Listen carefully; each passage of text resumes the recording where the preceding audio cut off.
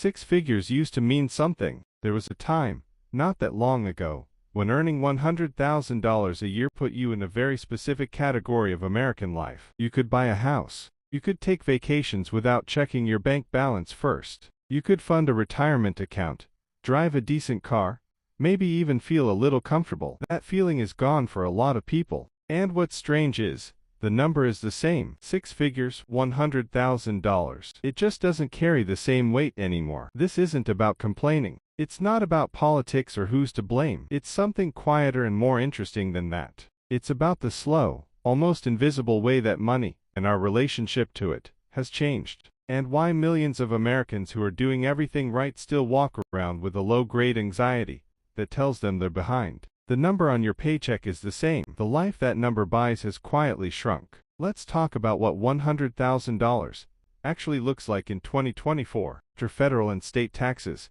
take-home pay on a $100,000 salary lands somewhere around $70,000 to $72,000 a year, depending on where you live. That's roughly $5,900 a month hitting your account. Now let's start spending it the way normal American life requires. A two-bedroom apartment in a mid-sized city, not New York, not San Francisco, just Columbus, or Nashville or Denver, runs $1,800 to $2,200 a month. A mortgage on a modest house in those same cities, often higher, once you factor in the property taxes and insurance that nobody warns you about when you're excited about homeownership. So right there, before groceries, before gas, before a single bill gets paid, you've spent roughly $2,000. You have $3,900 left. A car payment on something reliable, not luxury, just reliable, runs $450 to $600 a month. Car insurance adds another $150 to $250. Call it $700 gone. You have $3,200 left. Groceries for a family of three, somewhere between $700 and $900 a month at a regular grocery store. Utilities, electric, gas, internet, another $250. Health insurance premiums that come out of your paycheck before you ever see it.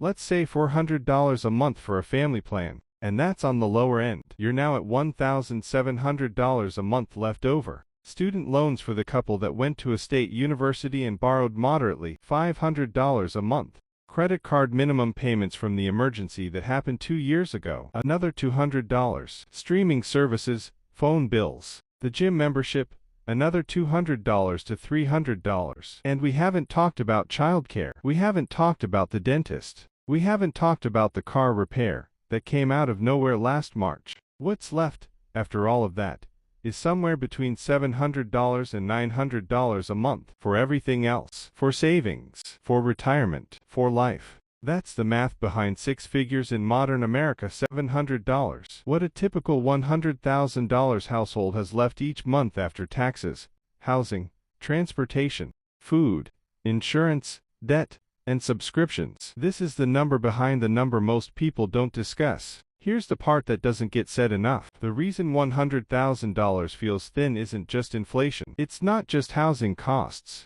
though those are very real. The deeper reason is that the entire architecture of American middle-class life has been quietly, systematically repriced, and the repricing happened gradually enough that most people absorbed it without fully registering what changed. Think about healthcare. In 2000, the average employer-sponsored family health insurance premium was around $6,400 a year. By 2023, that number had climbed to over $23,000, with employees covering nearly $7,000 of that themselves. That's a cost that tripled in 2 decades, quietly pulled from paychecks that didn't triple alongside it. Think about housing. In 1990, the median home price in America was roughly $120,000. In 2024, the national median sits around $420,000. Wages over that same period grew, but nowhere near that rate. Think about college. The average cost of a four-year public university in 1980, adjusted for inflation,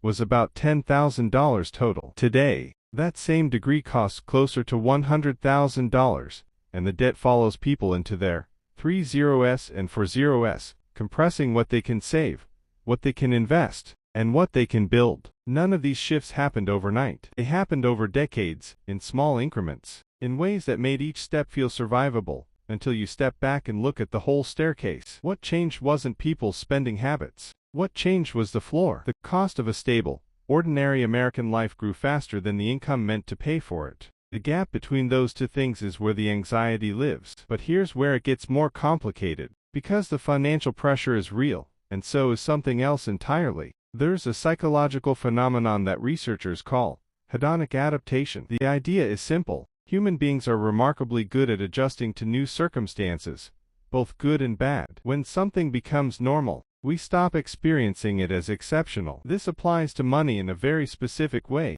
As incomes rise, even slightly, expectations tend to rise with them. The apartment that felt fine at 25 starts to feel insufficient at 32. The car that seemed perfectly reasonable when you first bought it starts to look dated when your colleagues are driving something newer. The vacation that used to feel like a luxury starts to feel like a baseline once you've done it once or twice. Economists call this lifestyle inflation. The money goes up, and the spending almost automatically follows, not because people are irresponsible, but because the definition of enough keeps moving. And social media has made this significantly harder. It's not a small thing when you can see, in real time, curated and filtered, what other people's lives look like at your income level, or at the level just above yours. The psychological pull to keep up is constant. It doesn't feel like peer pressure. It feels like normal. It feels like what life should look like. The result is a strange paradox.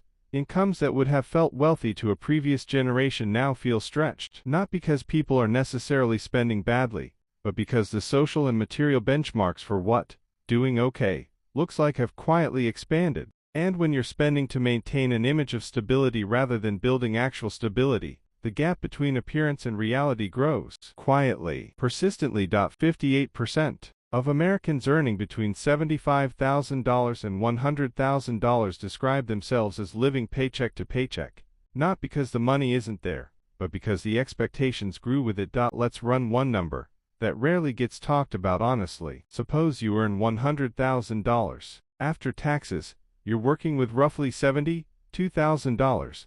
About $6,000 a month. Now, financial planners often suggest saving 15% of gross income for retirement. On $100,000, that's $15,000 a year, or about $1,250 a month. But if your actual monthly breathing room, after housing, transportation, food, insurance, debt, is $700 to $900, that number is simply impossible. Not because of lats, not because of avocado toast, because the structural costs of a normal American life leave very little surface area for building long-term wealth. Now consider what that gap costs over time. If you save $300 a month instead of $1,250, the gap between what's recommended and what's realistic for many people, the long-term cost is staggering. Over 25 years at a 7% average return, that difference in monthly contributions translates to roughly $700,000 in retirement wealth that never gets built. This isn't a judgment. It's just the math of a system where the cost of living grew faster than the ability to save.